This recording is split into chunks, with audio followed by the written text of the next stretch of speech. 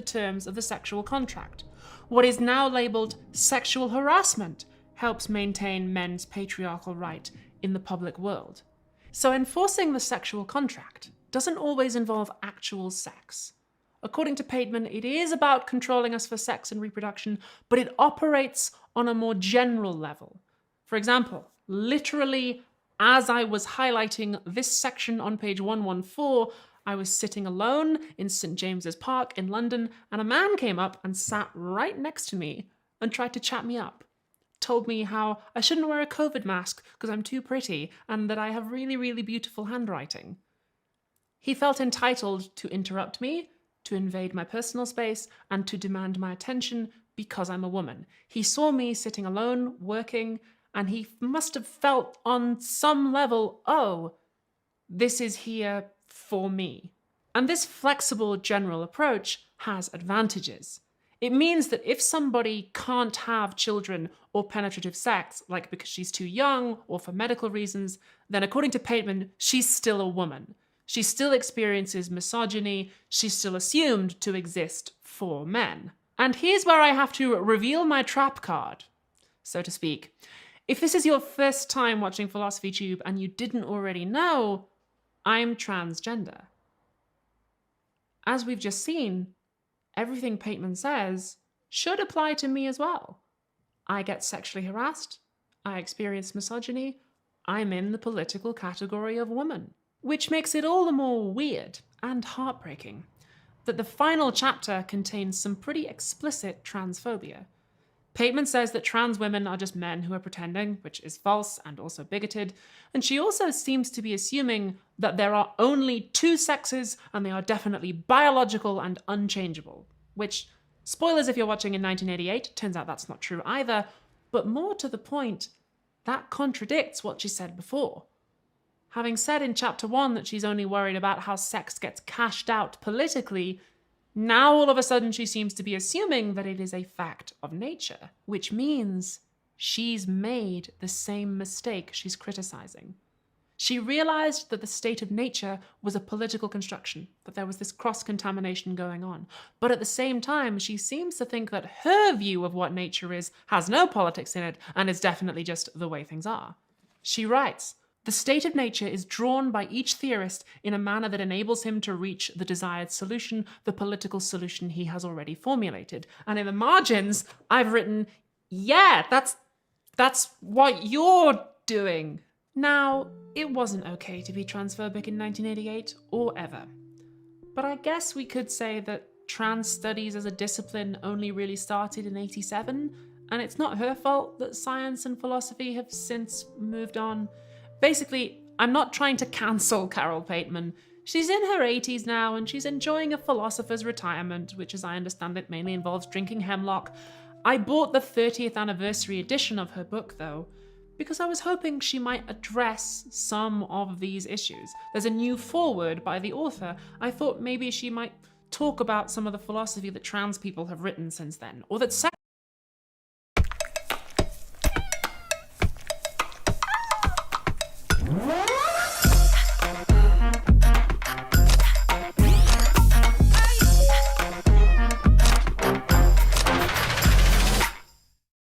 You're always saying cardio isn't the right way to lose weight. I mean, why? The only thing I would say is if you like doing cardio,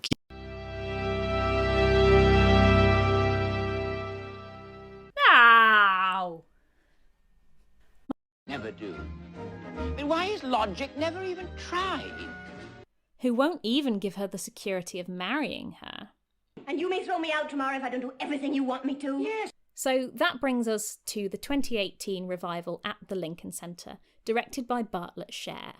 Sher is known for very lush, faithful productions of Golden Age musicals, where he's clearly thought about tweaking them for modern sensibilities.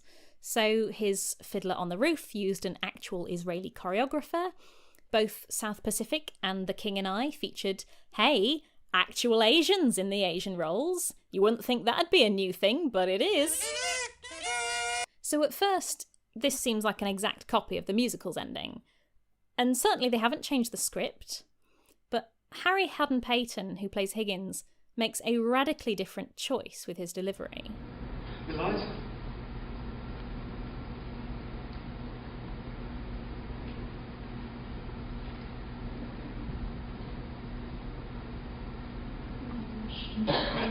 Hands before I come, I do.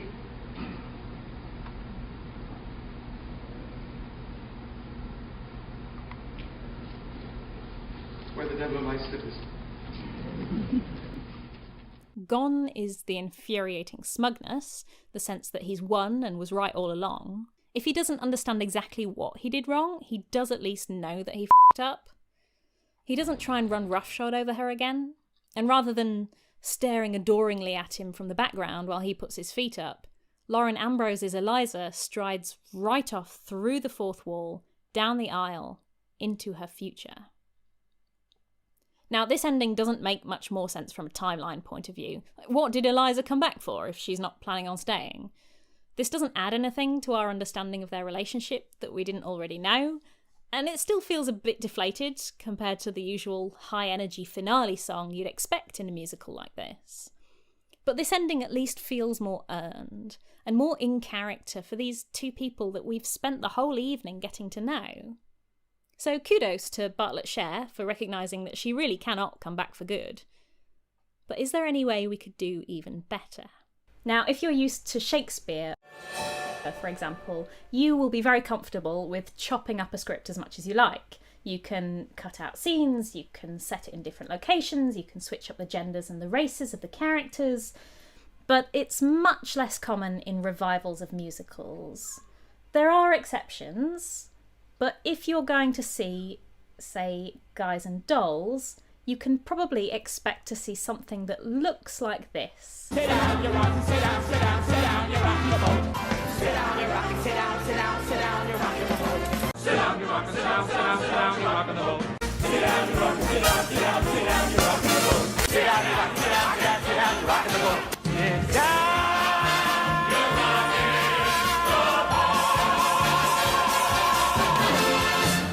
Every time.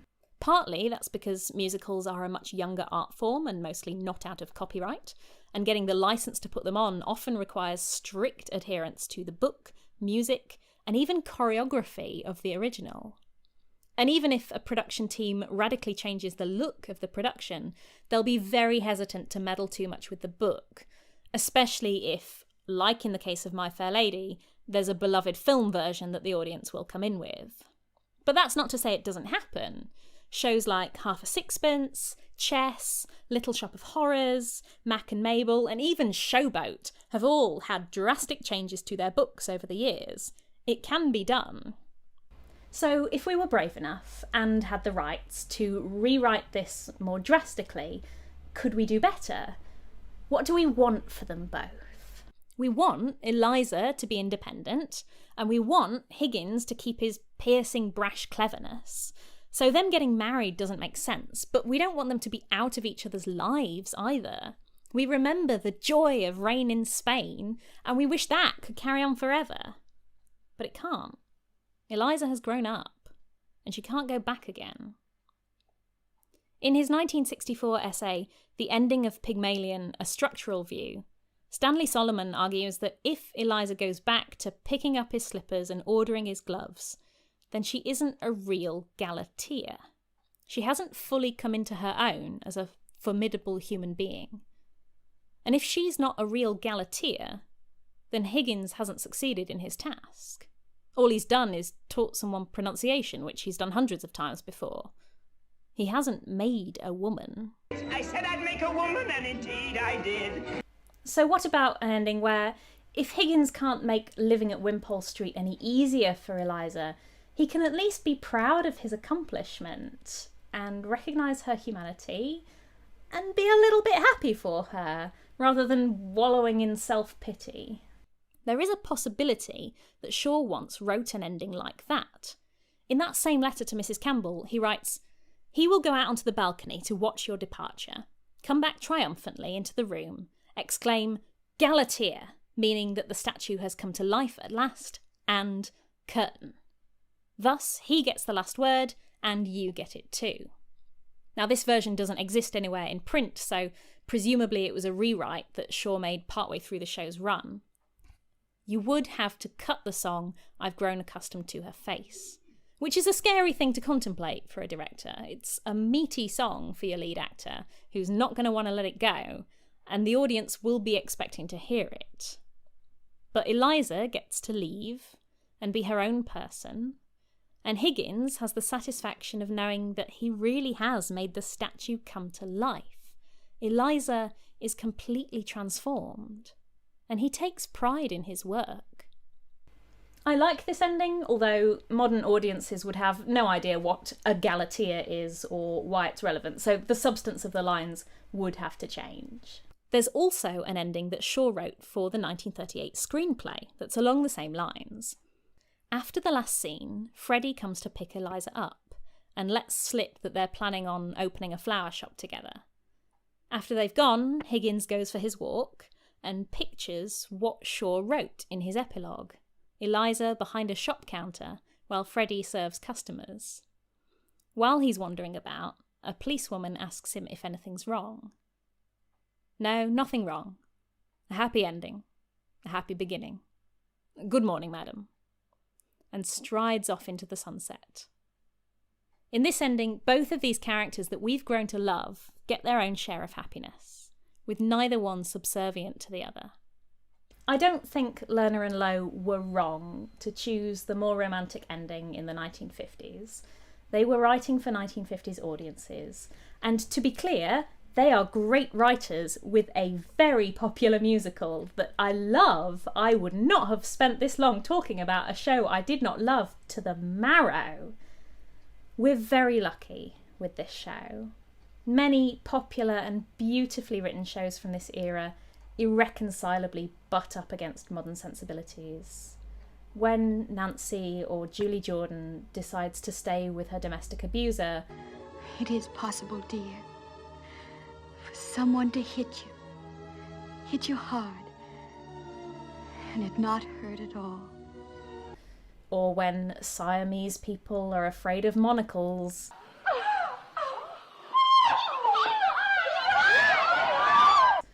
Modern audiences sort of cringe a bit. The out-of-date politics in shows from this era can't help but date them and drive modern audiences away, which is a shame. Oh, did you sell anything? Oh, yeah, I was selling thousands and thousands, but I just had to come home. How much did you do? Well, I didn't figure it up yet. I saw 200 gross for the whole trip. 200 gross? Well, that makes $70 and some pennies. Oh, that's very good. What do we owe? Well, on the first, we owe $16 on the refrigerator. Why 16? The fan belt broke, and that was $1.80. But it's brand new. The man says that's the way they are till they work themselves in. There's $9.60 on the washing machine, and you owe Frank for the carburetor. That's $3.50. Oh, I'm not going to pay that man. Damn Chevrolet, they ought to prohibit the manufacture of that car. Odds and ends, it all comes to around 120 by the 15th. 120? God, Linda, if things don't pick up, I don't know what I'm going to do. Oh, next week you'll do better than ever. Yeah, I'll knock him dead next week. I'll go to Hartford. I'm very well liked in Hartford. Trouble is, people, Linda, don't take to me. Oh, don't be foolish. No, I know it when I walk in. They seem to laugh at me. Now, why? Why would they laugh at you? I don't know why. I can't stop myself. I talk too much. A man ought to come in with a few words. Charlie's a man of few words, and they respect him. You don't talk too much. You're just lively. No, I'm foolish to look at. You're the handsomest man in the world. Oh, no, Linda, no. To me, you are. The handsomest. And the boys, Willie. You men are idolized by their children the way you are. You're the best there is, Linda. You know that? You're a pal. On the road, I want to grab you sometime and just kiss the life out of you, because I get so lonely. Especially when business is bad and there's nobody to talk to. I get to thinking maybe I won't sell anything anymore. There's so much I want to make. Me? You didn't make me, Willie. I picked you. You picked me, huh? I did. Oh. I've been sitting at that desk watching all those salesmen go by, day in and day out. But you've got such a sense of humor. And we do have such a good time together, don't we? Why do you have to go, huh? My sisters will be scandalized. When will you be back? Oh, 2 weeks about. Will you come up again, huh? Sure thing. I don't deserve these powers. There's already a superhero with a red suit. Aquaman is literally huge, and he's so manly. And Batman is so cool, and I'm just me. I just threw a truck at a dragon. Please, I'll explain.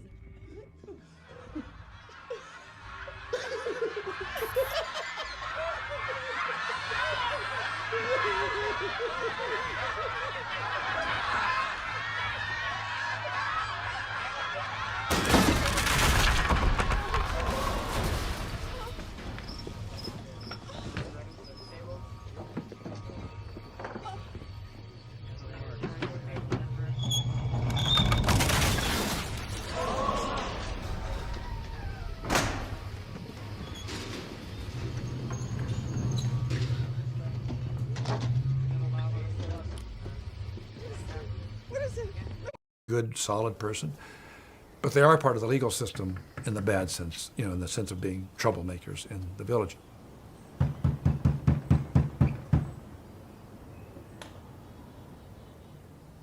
Well, imagine if someone like Sarah Good came to my door.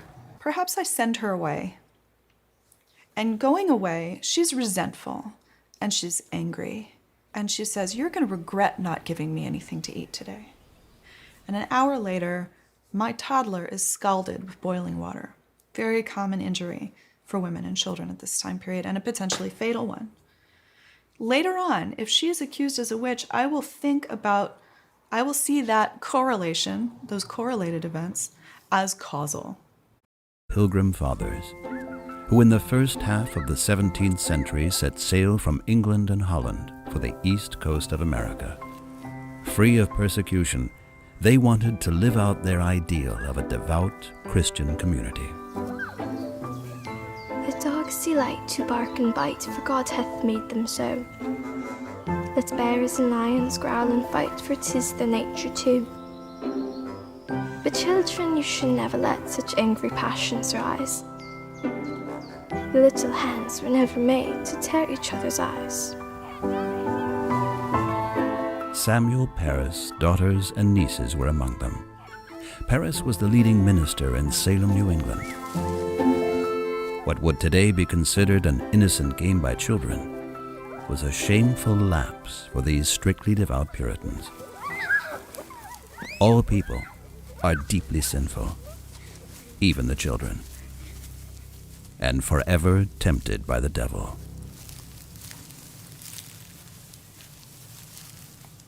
It has everything to do with us. We still live in a moment where we are afraid of people we don't understand. And I think that's one reason why it's important to keep talking about Salem, why it's important that we don't let it be consigned to the past.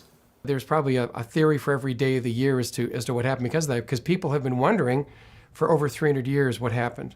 It's not fun and games. It's not trick-or-treat and Halloween,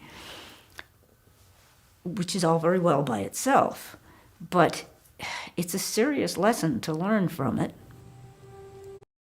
Se vores bedste tilbud til Bangkok, New York, Bali, lige nu på Momondo. Jeg hedder Niels Krause-Kjær, og jeg har skrevet romanen Nedsmeltning. Den handler om journalisten Ulrik Torp. Han er nu blevet chefredaktør på en ugeavis, Valbyposten, og så er der et EU-klimatopmøde i Does anyone remember the movie Weird Science, in which two guys create a female robot for their own entertainment and popularity? Yeah, we can play chess with her. Chess? Just give her a brain, okay?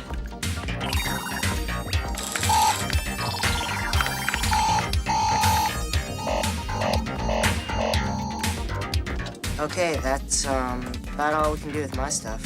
I can't believe this shit. A fascination with humanoid robots dates back to 1985, when people dreamt of reaching out and interacting with an ideal, perfect humanoid robot.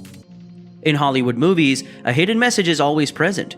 Try to imagine how long our science has been working on robotics and artificial intelligence, and how far we've come with the techniques, and how long it will take before every household has a robot.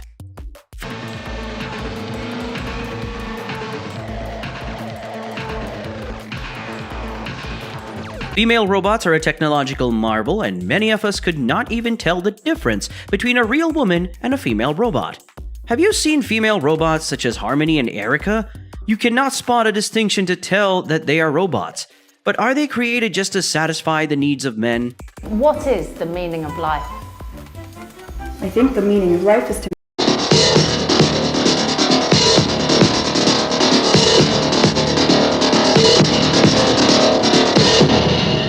The Fifth Estate. I'm Adrienne Clarkson. Tonight we report on a secret CIA research project carried out in Montreal in which mental patients felt they were used as the CIA's guinea pigs. They kept you asleep for 23 days. And while I was asleep, they were shocking the heck out of me with electric shocks. The CIA was interested in Dr. Cameron's work on psychic driving because it could give them an idea of where the personality could break or be stressed. Those of us who were involved with trying to find out something about brainwashing, yes, this is the reason that we were interested in Dr. Cameron's work.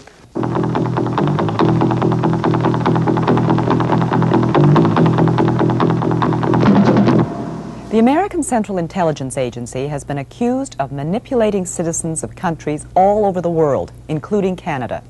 At the moment, a number of Canadians are considering suing the CIA. They believe they are victims of covert CIA experiments. Tonight, two Canadians who feel the past 20 years of their lives were damaged by the CIA tell their stories publicly for the first time. They believe they were part of a CIA project called MK Ultra, a research project so secret that even the Canadian government was not informed that the agency was funding activities in this country. The CIA was seeking a new weapon, aimed not at the body, but at the mind. Americans became obsessed with brainwashing during the Korean War. Prisoners of war returned home denouncing the American way of life. Hearing them parroting propaganda, the CIA became convinced the communists had found the key to brainwashing. Now the Americans had to unlock the mystery of mind control. There was great worry that the Soviets had developed rather esoteric and unusual methods of so-called brainwashing people. The purge trials. Dr. John Gittinger was the CIA. I'll take you places you've never been.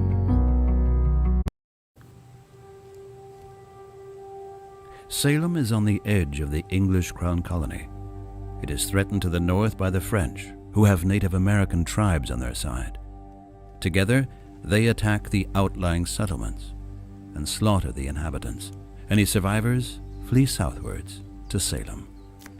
In the eyes of the devout Puritans, the French and the Native Americans are one and the same. The boogeyman, was the CIA's chief psychologist for 25 years. There was continued pressure put upon anybody within the agency in connection with trying to explain or understand brainwashing. So we were charged with rather an elaborate attempt to try to find out chemical, psychological, any kind of means that people could use to influence the behavior of the people. Nothing seemed too bizarre. To find out if sex could be used in spying, the agency studied San Francisco prostitutes and their clients. Using unwitting human beings as their guinea pigs, the agency tried everything: drugs, hypnosis, electroshock. Under code names like MK Ultra, the CIA spent 25 years and $25 million on secret mind control research. Brainwashing could be a powerful ideological weapon, and the U.S. had to have it. And when the agency didn't undertake its own studies, it funded someone else's. Thus, the search for mind control brought MK Ultra to Canada, to Montreal. Even in the Cold War years of the late 50s and early 60s, most... The meaning of life is to maximize pattern existence. Hey folks, welcome to Artificial Intelligence. Not a subscriber yet? do show some support by hitting the subscribe icon. Much appreciated. Now it's time to see if female robots are made just to satisfy men, and we will also go through some fascinating things about various female robots. Let us dig deeper into the subject. How do you think robots are portrayed in movies? I don't really like the way most robots are portrayed in film. Have you ever thought of a civilization where human robots rule? Such a situation is not very far away if the current AI trends continue. Experts are expecting such a dramatic change within the mid-2030s. Today, we will discuss the scary situation when robots act smarter than humans. An apt movie showing this situation is the 2014 award-winning science fiction movie Ex Machina, when the robots become more competent and in the end dangerous. Robots trigger the emotions of men, as a female robot especially. The only thing that robots lacked compared to us humans is emotions and expression. We always think that we humans are the ones triggering the humanoid robots, but it's not always true. Robots will do programmed duties, but the thing is that they can even do things on their own, which are out of the control of the scientists. This includes falling in love too. You must have heard the news of people marrying sex robots, but how is it possible? It's just a piece of metal. That could be a reaction, but that is how influencing a fembot can become.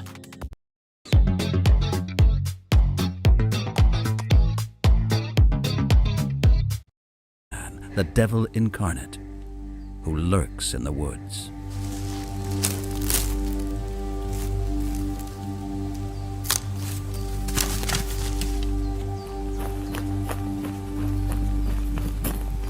Imagine that we live in that world, and we know that there are evil forces out there, and that they look to harm us.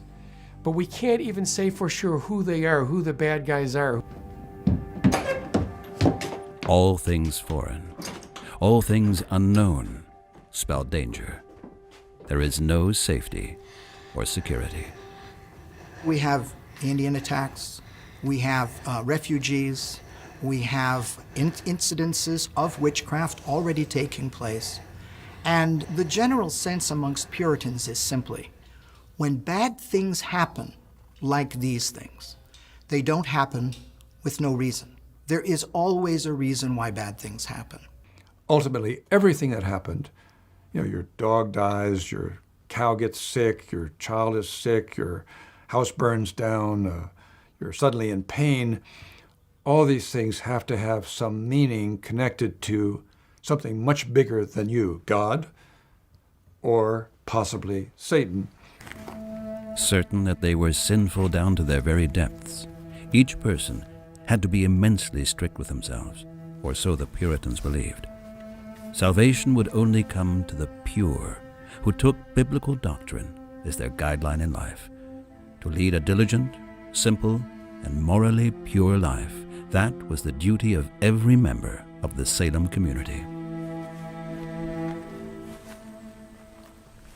They talked about religion all the time in the context of everyday life. Every turn of the weather, every interaction is informed by a religious understanding. So I think today we use religion as a category of discourse that is unto itself, whereas at that moment, religion informed every analysis of how the world worked. And the Bible provided the instructions. It was tough being a child in this small and narrow-minded world. The excitement of the forbidden. Who would not gladly cast a glance into the future, even if the minister condemned such practices as the work of the devil? They produced what was called at the time an English form of folk magic called a Venus glass. They would fill a glass with water, and then they would suspend in the water an egg white. To see what their future husbands would be, what they'd be doing for a living, because that would affect a woman's role in life. There's something like that. It's just called firelight through the glass. These girls knew that telling the future was not something that good Christian girls were expected to do, especially in the home of a Puritan minister. That was something that was forbidden. And as a result of that, things start to devolve.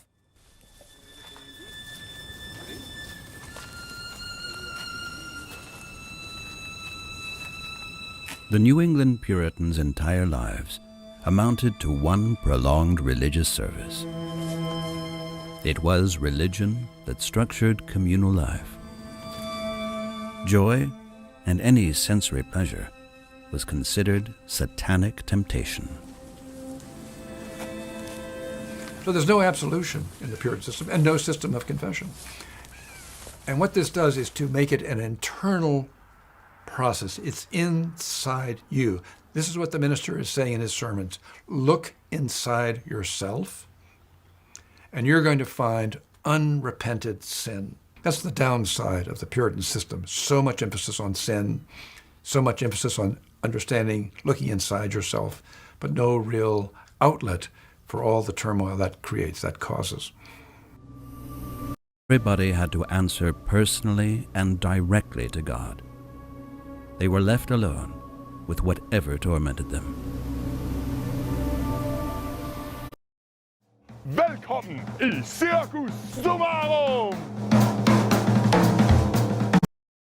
Why do you feel the need to do this to me? Because my family called on my behalf about an issue that I was having here. And they had me like in a mental observation unit, like wearing this suit for like a bunch of days in the dark where a lady's just like, an officer's like monitoring me.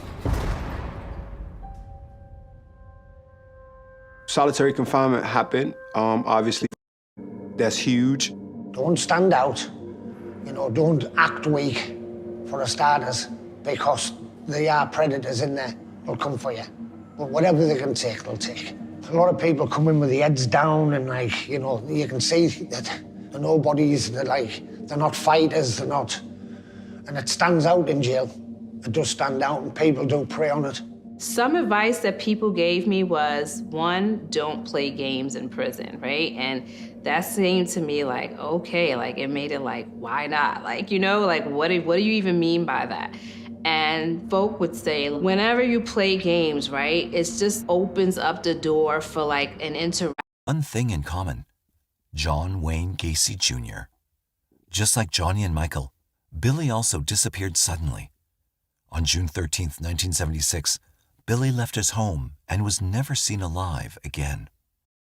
Gregory Godzik loved his job with PDM contractors, and he didn't mind doing the odd jobs that his boss required of him, such as cleaning work. The money from his job also allowed for him to buy parts for his 1966 Pontiac car, a time-consuming hobby. He was proud of his car, and although it was a bit of an eyesore, it served its purpose. On December 12, 1976, Gregory dropped his date off at her house, a girl he had a crush on for some while, and drove off towards his home. The following day, police found Gregory's Pontiac, but Gregory was missing. He was 17 years old.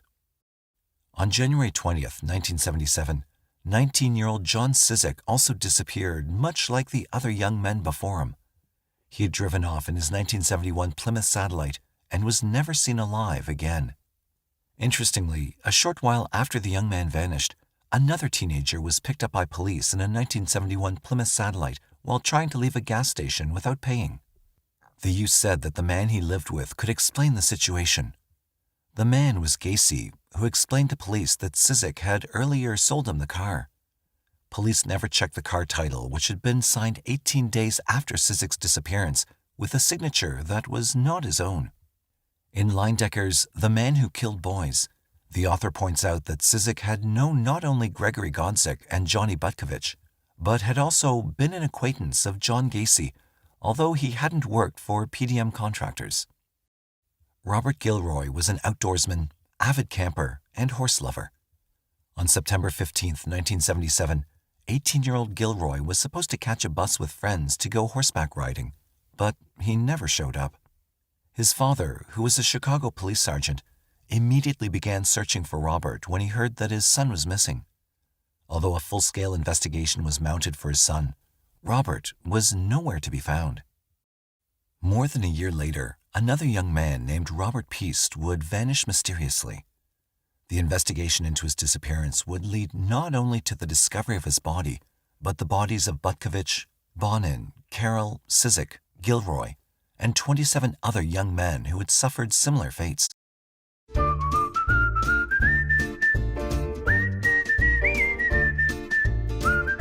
Frugtkurven. Firmafrugt i kurvekasser. Identification, that is, final Germanization. The condition for this is complete separation from any relatives. Children will be given German names. Their ancestry will be led by a special office. While these children could come from just about anywhere, Poland, as happened in many aspects of the war at the hands of the Nazis and later the Soviets, got the short end of the stick, with an astounding estimate of upwards of 200,000 children being taken from there, eclipsing that of anywhere else. These kids were put en masse on trains to various locations for processing, with it noted that providing sustenance to the children wasn't exactly a high priority, and thousands died before arriving at their destination.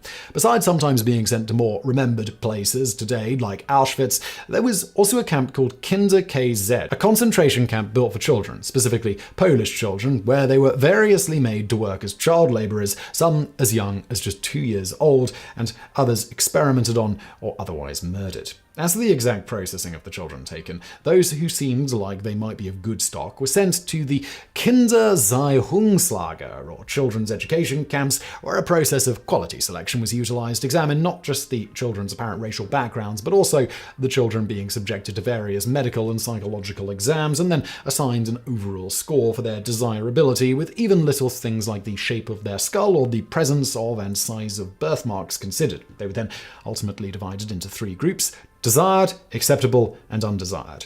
From here, depending on their score, they were then sent off to anywhere from an SS family to a boarding school or orphanage to a concentration camp. As for the biologically valuable children, they were subsequently indoctrinated with Nazi ideology, given a new German name, and made to learn and speak German, with harsh penalties if they ever failed or resisted too much in any of this, even to the point of them being shipped off to a concentration camp if they didn't toe the line. For the lucky ones, it also appears the story given to the children about why they were now living with a new family was simply that the parents had died. As for those undesirables, an account from Auschwitz on a few hundred of their fate notes that they were given lethal phenol injections and that they did not wait until the doomed really died.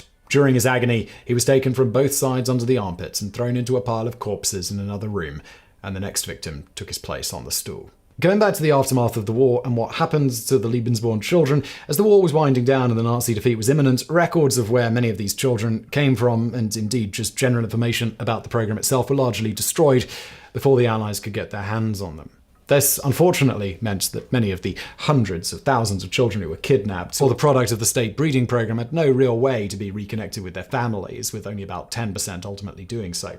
On top of that, even for those who could be reunited, this was often yet another traumatic thing in their young lives, as many had spent several years with their new families and sometimes had little, if any, memory of their former lives and parents or relatives, thus ripped from their homes yet again against their wills. That said, some did have somewhat happy endings, such as one Gisela Heidenreich, whose mother was a secretary for the Lebensborn program and had an affair with an SS officer while there, ultimately giving birth within the program, but allowed to keep her daughter. While Gisela endured people calling her an SS bastard after the war, she was eventually able to reunite with her father, and for her part compartmentalized who he was and what he had done, simply stating, "When I first met him, it was on a station platform. I ran into his arms, and all I thought was, I've got a father."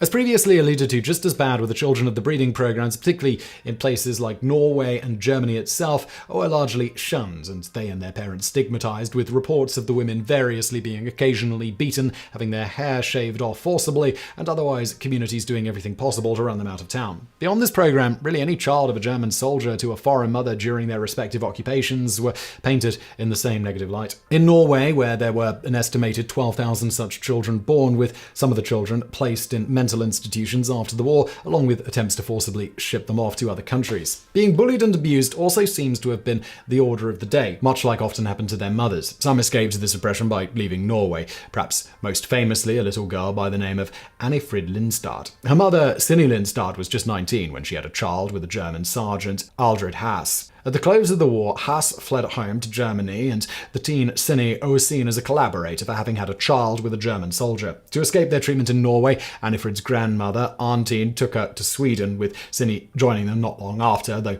dying of kidney failure at the tender age of just 21. Fast forward just under 2 decades later, and that little girl grew up to be one of the lead singers of the band ABBA. Noteworthy here, in the early 2000s, some of the Lebensborn children took their case against the Norwegian government to the European Court of Human Rights for the government's alleged part in their mistreatment, and while losing the case, in the end, were nonetheless offered money in settlement.